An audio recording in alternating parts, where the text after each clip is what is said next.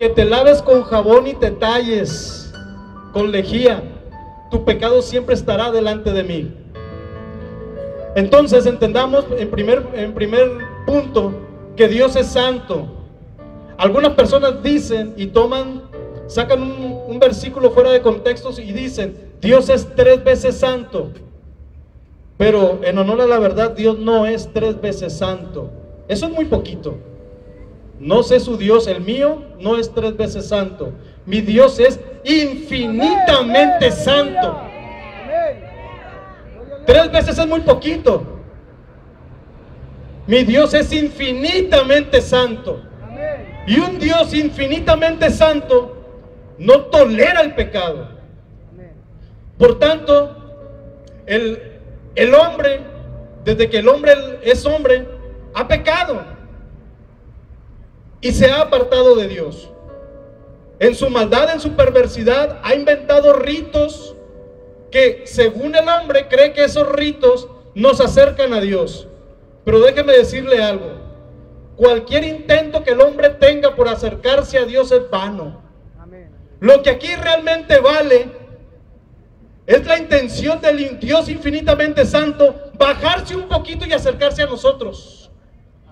Por tanto, en ese punto, Él decidió bajarse un poquito y venir a este planeta Tierra con el único propósito de reconciliarnos con su Padre. Dice Hebreos 9:22: y sin derramamiento de sangre no se hace perdón de pecados. Había comentado que el hombre hace ritos para querer acercarse a Dios. Entonces, vemos hoy en día gente que camina las calles con nopales en las rodillas y nopales en la espalda, pensando que así se van a acercar a Dios. Y derraman sangre como que si fuera pura esa sangre. Y la sangre del hombre por naturaleza está contaminada de pecado. Por tanto, ese sacrificio no lo recibe el Señor. Tenía que haber un derramamiento de sangre, el cual esa sangre tenía que ser pura y sin mancha, para poder ser acepta delante de Dios. Le invito a que analicemos una parte del libro de Levíticos para poder entender esto. Dios, por causa del pecado del hombre en el Antiguo Testamento, instauró culto a su nombre, para que por medio de ese culto a su nombre se hiciera una serie de ritos antes de la venida de Jesús, para poder el Señor tener misericordia de su pueblo y cada cierto tiempo perdonar los pecados del pueblo. Pero no eran sacrificios perfectos. El verdadero sacrificio perfecto vino hace 2000 años. Su nombre es Jesucristo. Denle una ofrenda de palmas al Rey de Reyes y Señor de Señores. Dice el libro de Levítico capítulo 16, versículos del 29 al 33. Escuche bien esto y analícelo. Está hablando el Señor a Moisés para que le dé esas órdenes a su hermano Aarón. Y esto tendréis por estatuto perpetuo: en el mes séptimo, a los 10 días del mes, afligiréis vuestras almas, y ninguna obra haréis, ni el natural ni el extranjero que mora entre vosotros. Esta fecha que está dando el Señor como estatuto al pueblo es la misma fecha que siglos después llegó en el tiempo de lo que nosotros conocemos como la Semana Santa. Esta fecha desde el Antiguo Testamento ya estaba señalada para que llegara el Mesías, Jesucristo, a este planeta Tierra, y en esta fecha Él diera su vida por usted y por mí, por amor. Porque algunas personas dicen: en estos días es cuando muere Dios. Error, Dios no muere, Dios es eterno. Segundo, entonces el que no muere es Dios. Entonces el que murió fue Jesús y lo mataron los romanos, o lo mataron los fariseos. Otros dicen: lo mataron nuestros pecados, pero ese también es error. La Biblia dice Palabras literales de Jesús: nadie me quita la vida, sino que yo de mí mismo la doy y tengo poder para volverla a tomar. Amén, amén, aleluya. Él dio su vida por amor, Él resucitó y Él vive, y algún día estaremos delante de Él y rendiremos cuentas. Y en esta vida decidimos dónde queremos pasar una eternidad, si arriba en el cielo o en el infierno. Y eso depende de la decisión que usted tome el día de hoy. Y sigue diciendo la Escritura, versículo 30: porque en este día se hará expiación por vosotros, y seréis limpios de todos vuestros pecados delante de Jehová. Era la misma fecha en el cual 2000 años después Cristo dio su vida en la cruz del Calvario. Versículo 31: día de reposo es para vosotros y afligiréis vuestras almas, es estatuto perpetuo. Analicen lo que el Señor está pidiendo: día de reposo y afligimiento de nuestra alma, considerando todos los pecados que hemos hecho. No es para ir de pachanga, no es para ir a la playa, no es para ir a embriagarme con los amigos en los antros, no es para drogarme, no es para estar bailando, es para recapacitar en los pecados que he hecho en contra de mi Señor. Versículo 32: hará la expiación el sacerdote que fuere ungido y consagrado para ser sacerdote en lugar de su padre, y se vestirá de vestiduras de lino y las vestiduras sagradas. Está hablando de Jesús. Y la sombra de Jesús, 2000 años antes, era el sumo sacerdote. Pero el sumo sacerdote nacía, ejercía y moría. Y cada que moría habría que levantar otro sumo sacerdote. Gracias a Dios que Jesús es eterno.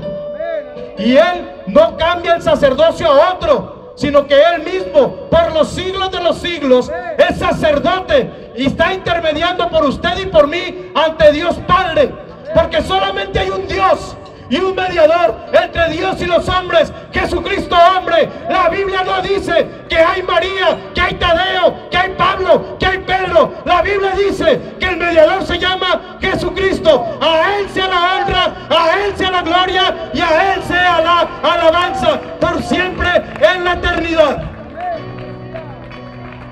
Versículo 33: y hará la expiación por el santuario santo y el tabernáculo de reunión. También hará la expiación por el altar, por los sacerdotes y por todo el pueblo de la congregación.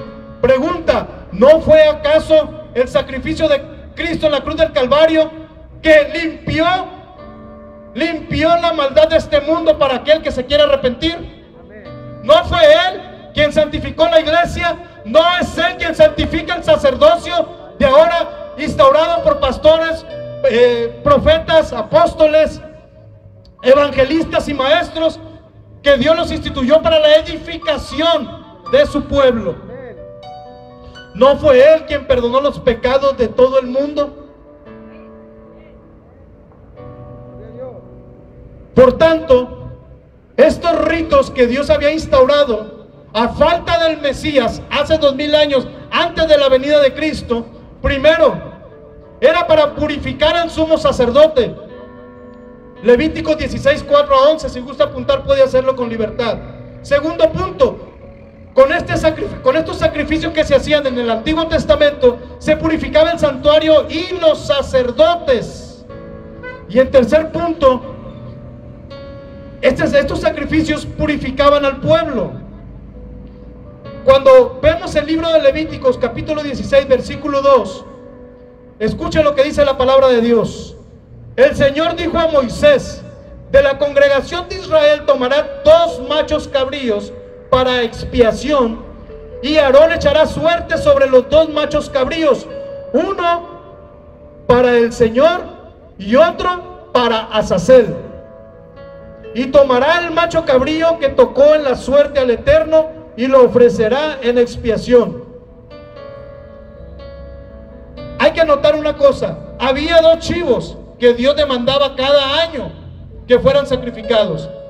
El primero se echaba una suerte a ver quién era el primero que iba a ser sacrificado, y cuando tocaba la suerte sobre el primero, ese se apartaba: este es para el Señor.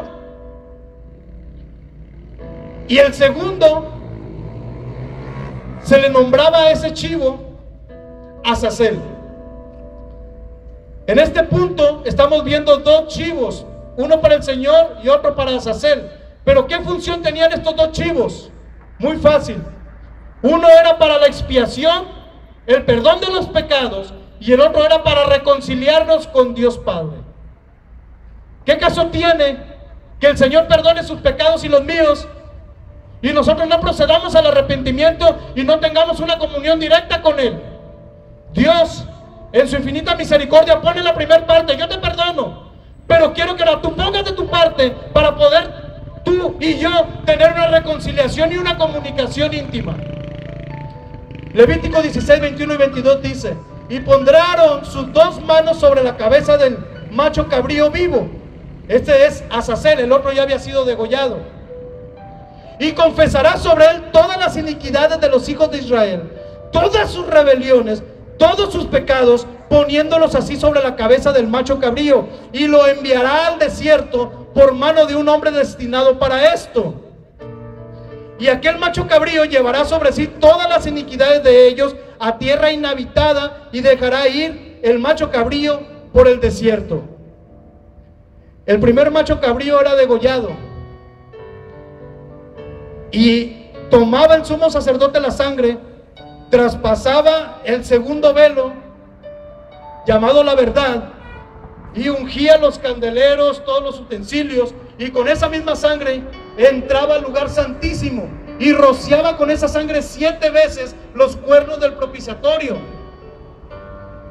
De esa manera el Señor recibía el sacrificio y perdonaba los pecados, pero no había reconciliación todavía. Él había puesto su parte, el Señor. Ahora al pueblo le tocaba poner la otra parte. Y la otra parte la ponía el pueblo con este rito. Algunas personas dicen: el primer chivo es dedicado al Señor, el segundo es del diablo. Y hay una secta llamada los adventistas del séptimo día, dicen: ese Azazel es el diablo. Y ellos dicen: Jesús tiene un hermano, su hermano es Satanás. Por sacar de contexto y por no estudiar, por no ver lo que la Escritura dice dentro de sus contextos. Entonces, de tal manera que vamos a ver ahora si Azazel es el diablo o representa o tipifica a otra persona. Dice la Escritura que se le ordenaba al sumo sacerdote imponer las manos sobre Azazel y hacer una oración. Según el Talmud judío dice que la oración era esta, literal. Esto era lo que decía el sumo sacerdote cuando imponía las manos sobre Azazel: te ruego, oh Señor, conceded expiación por los pecados, por las iniquidades y las transgresiones que toda la casa de Israel ha cometido en contra tuya, como está escrito en la ley de tu siervo Moisés. Desde este día en adelante, una expiación será realizada para ti, para purificarte de todos tus pecados delante del Señor. Tú serás purificado. Esa era la oración que hacía el sumo sacerdote sobre el chivo, y todos los pecados del pueblo recaían sobre el chivo. Y una vez que los pecados habían caído sobre el chivo, no lo mandaban al desierto así nada más porque sí. Aún faltaban algunas cosas. ¿Qué se hacía con Azazel? Cuenta la traducción judía que Azazel, antes de ser enviado al desierto, era atado junto a un poste, donde el sumo sacerdote lo golpeaba con fuerza, lo escupía, además de arrancarle los pelos de la mandíbula inferior. La palabra de Dios dice que todos los pecados de nosotros recayeron sobre Jesús. Y esto que le hacían al chivo, después de haber orado y haber puesto todos los pecados de la nación sobre de él, aparte lo azotaban, lo escupían, lo abofeteaban, le besaban, le arrancaban los pelos de la barba a este chivo. ¿No fue acaso lo que sufrió el Señor Jesús? ¿No lo ataron a un palo y en el palo atado lo azotaron? ¿No fue allí donde lo abofetearon? ¿No fue allí donde lo escupieron? ¿No fue allí donde le arrancaron la barba? Dice Isaías 56: di mi cuerpo a mis heridores y a los que me mesaban la barba.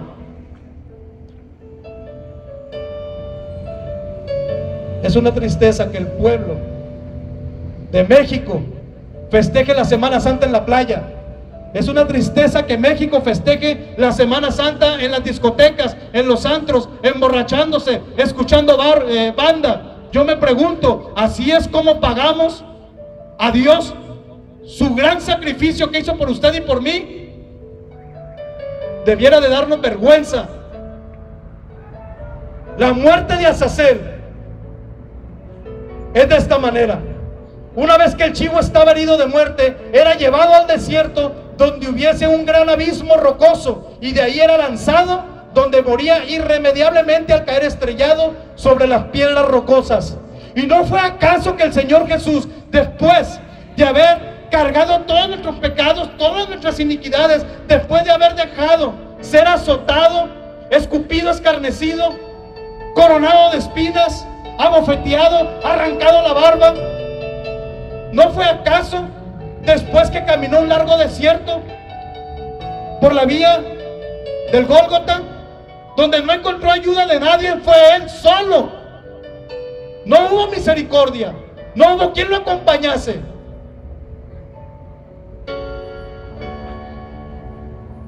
Dice la Escritura que el chivo tenía que ser arrojado al precipicio y ahí ser muerto.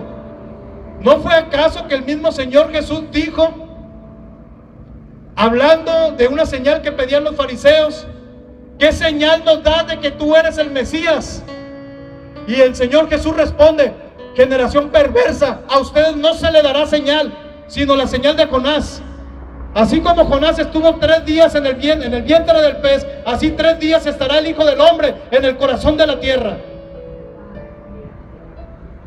¿Y cuándo descendió el Señor Jesús al corazón de la tierra? Después de su muerte. ¿Y qué hacían con el chivo? ¿No lo aventaban al abismo?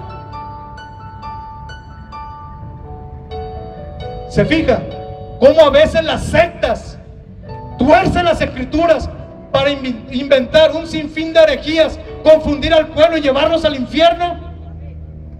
¿De qué sirve tener una religión si no lee la Biblia?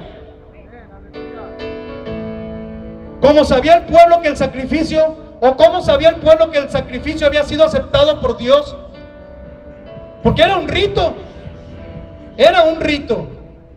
Yo no sé cómo hay gente hoy en día que piensa y se autoengaña y cree que por asistir a una reunión, comerse una galleta y hacer un sinfín de cosas que a mí, antes de conocer a Cristo, me enseñaron, y yo tener la convicción, ya Dios me perdonó. Dios no puede ser burlado, y lo que el hombre siembra, eso cosecha. Y en la cantidad que se siembra, en esa cantidad se cosecha. Pero Dios, en su infinita misericordia, Dios respondía al rito de estos hombres antes de la venida de Jesús. A estos 2 chivos que iban a ser sacrificados, se presentaban delante de Dios y se tomaban 2 cordones color rojo, y uno se amarraba al cuello del chivo que estaba dedicado para Azazel. Azazel significa áspero, rudo, y se necesitaba un hombre rudo y áspero para soportar la paliza que les dieron. El otro cordón rojo lo colgaban a la entrada del tabernáculo, en la puerta llamada La Verdad. Después, en los tiempos de Salomón, cuando ya no había tabernáculo, sino que había un templo, se colocaba a la entrada del templo ese cordón rojo en la parte de arriba, de tal manera que los cordones rojos se colocaban primero en el dintel de la entrada del santuario y el segundo en el cuello de Azazel. Esa era la señal para saber que Dios había perdonado, que Dios había recibido el sacrificio y que el pueblo pudiera tener paz. ¿Qué pasaba con esos 2 cordones rojos? Al momento de que aventaban al chivo al precipicio, el cordón milagrosamente, escuche bien, milagrosamente se transformaba en un listón blanco. Tanto el del chivo como el que estaba a la entrada del santuario. Dice el Señor, si tus pecados fueran rojos como la grana, serán emblanquecidos como la nieve. Esto era el mensaje. Este es el contexto. Esta historia de los dos cordones es el contexto de ese pasaje. El judío sabía que estaba hablando Jehová cuando decía: si tus pecados fueran rojos como la grana, como el carmesí, vendrán a ser blancos como la lana. Ellos sabían a qué se refería. Cuenta la tradición judía que desde la muerte de Jesús en el año 33 hasta el año 70, cuando el templo es destruido por los romanos, se seguían haciendo sacrificios de animales. Pero los dos cordones escarlata, los cordones rojos, nunca volvieron a cambiar de color. ¡Nunca! Esto significa que Dios ya no acepta ningún otro sacrificio. Con el sacrificio de Cristo es más que suficiente, porque el sacrificio de Cristo es perfecto. Amén, aleluya. Cuando Cristo muere, dice la Escritura que el velo del templo se rasgó. ¿Qué significa eso? Jesús dijo: yo soy el camino, yo soy la verdad, yo soy la vida. El judío sabía que estaba diciendo Jesús. El tabernáculo estaba formado de 3 entradas o de 3 cortinas. La primera, para entrar al recinto, era llamado el camino. Nadie puede entrar al lugar de Dios si no entra por el camino, y el camino se llama Jesús. La segunda cortina tenía que ver ya con el santuario por dentro, se llamaba la verdad. ¿Y qué había dentro del recinto donde estaba colgada la entrada? El segundo velo. La verdad, ¿cuál es la verdad? Que Cristo es la luz, Cristo es el pan y Cristo es el sacrificio perfecto. Esto estaba representado en la menorá, que es el candelero, el que da luz. Esto estaba representado en la mesa de los panes. Dice: yo soy el pan de vida, dice el Señor Jesús. Dice el Señor Jesús: yo soy la luz. Y en la mesa del incienso eran las oraciones de Dios llegando hasta el trono de la gracia como un perfume grato. Y la división entre el lugar santo y el lugar santísimo era el tercer velo, llamado la vida. Pregunta: ¿quién dio la vida por usted y por mí? Jesús. ¿Qué significa que el velo se rasgó? Que el cuerpo del Señor Jesucristo fue desgarrado por amor a usted y por amor a mí. Amén, aleluya. Cuenta el Talmud judío que el grosor del velo era de 4 pulgadas de grosor, es decir, 10.16 centímetros. Era demasiado grueso. Además se dice que un par de bueyes atado a cada lado y jalando en direcciones opuestas no podían romper el velo. ¿Se imagina usted? 2 bueyes, uno atado a cada lado y caminando en direcciones opuestas, no podían romper el velo. ¿Habrá habido alguna mano capaz, hablando humanamente, de romper el velo? Ese fue el grande milagro de Dios, que con su sacrificio Él nos da acceso directo a la entrada del trono de la gracia, donde usted puede clamar y pedir ayuda para el oportuno socorro. Es lo que se está predicando aquí. No importa cuál sea su problema, no importa cuál sea su pecado, usted puede clamar ayuda al Dios vivo llamado Jesucristo, y Él tiene misericordia de usted. Dele una ofrenda de palmas al Rey de Reyes, porque este sacrificio vale la pena, es perfecto y es eterno. Pero fíjense la maldad del hombre y su necedad. Ellos, el pueblo judío, tenía una religión porque se basaban en ritos, y lo hacían cada año por más de 2000 años. ¿Cómo fue posible que, conociendo la ley, haciendo los sacrificios por rutina, no pudieran discernir lo que estaba sucediendo? Por eso dice la Escritura: y los suyos no la conocieron. Yo sé que mucha gente que está escuchando este mensaje tiene su religión y piensa que con su religión va a ser salva, cuando la salvación no depende de la religión. La salvación depende del sacrificio de Cristo en la cruz del Calvario y de mi disponibilidad para escuchar el mensaje, sincerarme conmigo mismo y entender que nada de lo que yo pueda hacer me puede acercar a un Dios santo, sino que es su misericordia. Y tengo que reconocer delante de Él que soy pecador, que necesito de Él. Y Él es fiel y justo para perdonar nuestros pecados. Amén, aleluya. Pero las personas no le recibieron porque no le conocieron. Muchos en la actualidad no le reciben porque aún no le conocen. Si alguien realmente tuviera carga y se sincerara y abriera su corazón, y si en estos momentos algunos carros van a la zona dorada a emborracharse, a embriagarse, se detuvieran y se dieran marcha atrás y dijeran: perdóname, Señor. Pero estamos viviendo en medio de una generación perversa que no tiene sentimientos y no sabe agradecer a Dios. ¿Y sabe qué es lo que pasa cuando la gente tiene religión? Cae en uno de tres grupos de personas.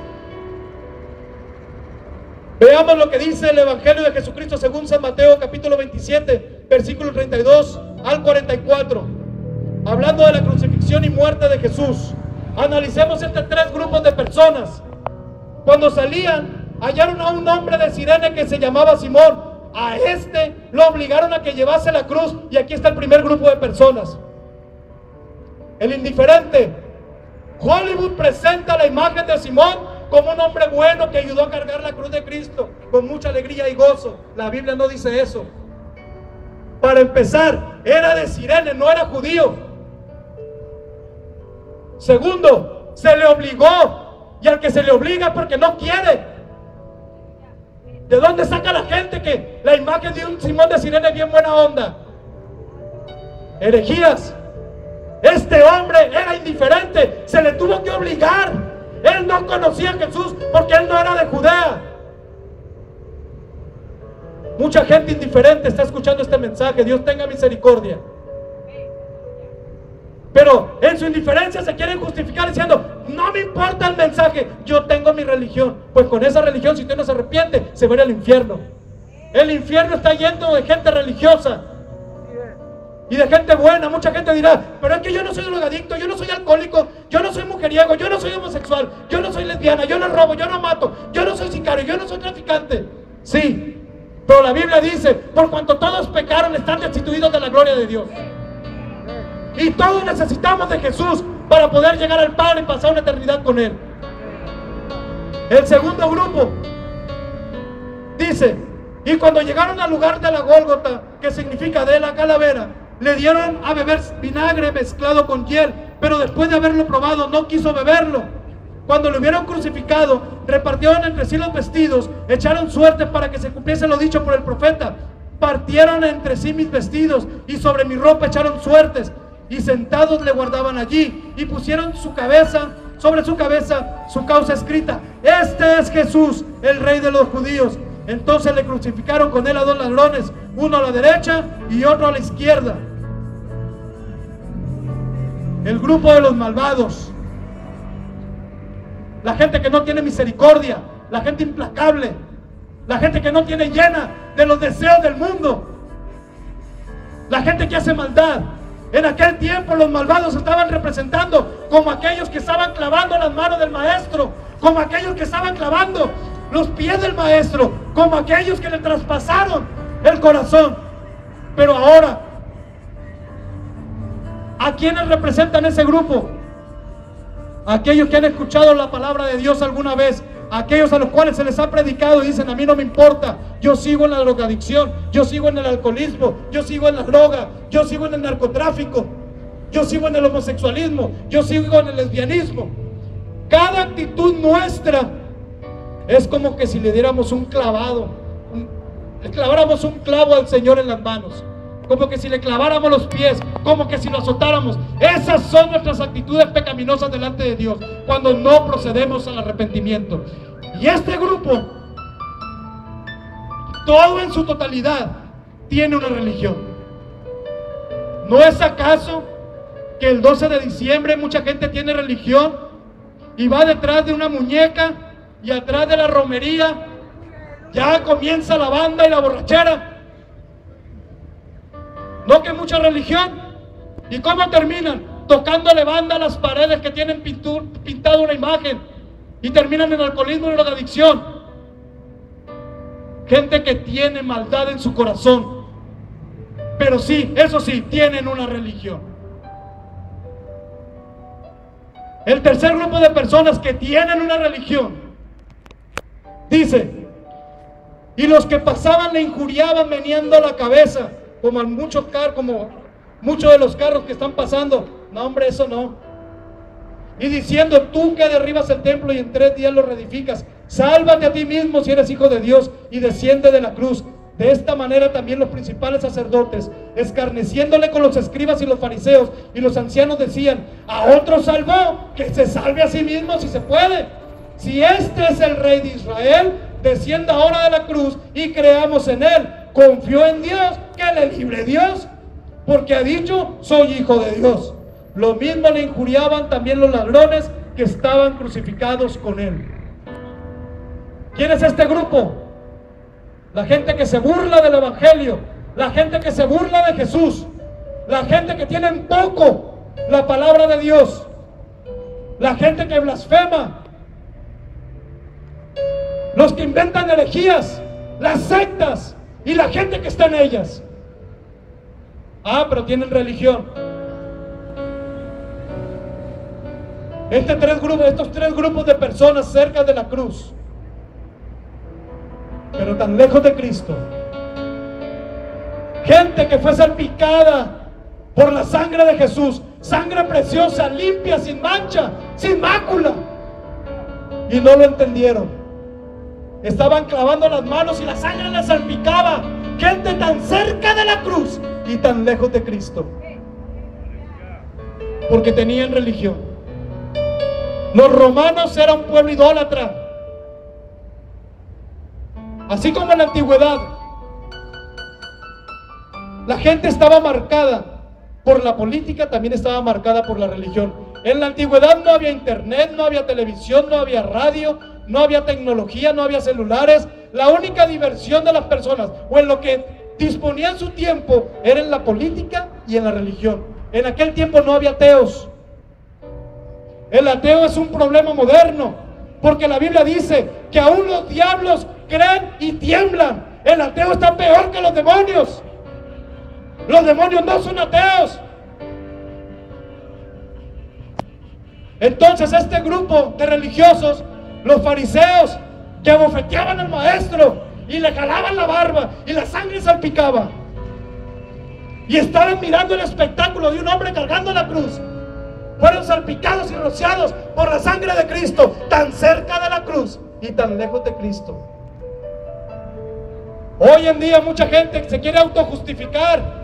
Es Semana Santa, voy a ser muy espiritual, voy a ver una película de Ben-Hur, voy a ver la película de los 10 mandamientos, ya cumplí con el Señor. En la noche vamos hablándole a todos nuestros amigos por celulares y nos quedamos de ver en el Bora, en el Oyster, drogados y borrachos, que al cabo del domingo me como una galleta. Gente que está tan cerca de la cruz y tan lejos de Cristo. Indiferentes, malvados, burladores, blasfemos e injuriosos. Yo le pregunto a usted, amigo que me está escuchando, ¿quién es Cristo para usted? ¿Realmente le conoce y le acepta en su corazón? ¿Le ha hecho Señor de su vida o solamente le ha hecho el aladino de su vida? ¡Ay, tengo problemas! Voy con el Señor. ¡Ay, no tengo que comer! Voy con el Señor. ¡Ay, mi marido me deja! Voy con el Señor. ¡Ay, ya no puedo con tantas cosas! Voy con el Señor. Me persigue el demonio amarillo. Voy con el Señor. Y hacen de Dios un aladino. Pero ¿quién hace de Dios su Señor? Sí, Señor, lo que tú me digas, eso voy a hacer. Antes de tomar una decisión, consúltelo con Dios. Aprenda a hacerlo su Señor. Esto que voy a hacer, Señor, si tú lo permites, ¿está conforme a tu voluntad? Si no está conforme a tu voluntad, deténme, Señor. Redargúyeme para no pecar en contra tuya.